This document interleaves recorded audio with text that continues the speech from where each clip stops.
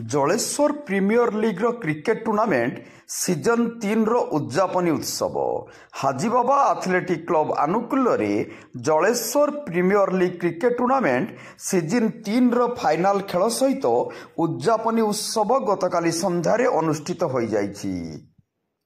उत्सवर मुख्य अतिथि भाव संस्कृति मंत्री अश्विनी कुमार पात्र जोगदे विजयी खेलाड़ी मानक पुरस्कार प्रदान करने सहित खेल भातृत्व संपर्कर सेतु तैयारी करे बोली मंतव्य देइथिले। अन्यमानंक मध्यरे जलेश्वर क्लब उपाध्यक्ष संचिता सेनापति, बीजेपी नेता समीर पात्र, काउंसिलर चित्तरंजन महांती, आईनजीवी शेख फरीद अहमद, वरिष्ठ सांबादिक सुकुमार राणा प्रमुख अतिथि रूपे जोग देइथिले।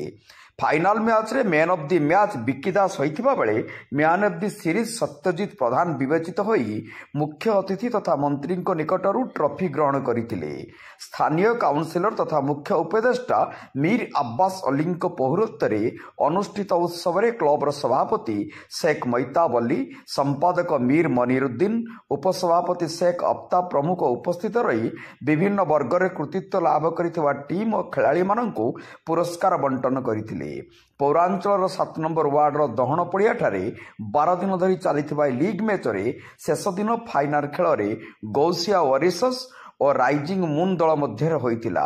गौसिया वॉरियर्स प्रथम बैटिंग करी 6 विकेट हराई निर्धारित 15 ओवर रे 151 रन करिथिबा बेले राइजिंग मून टीम शेष ओवर बॉल रे 154 रे 7 विकेट रे 3 विकेट रे विजयी होइतिले। एही लीग मैच रे 6टी टीम अंश ग्रहण करथिले। जलेश्वरु सुकुमार राणांक रिपोर्ट, जनता एक्सप्रेस।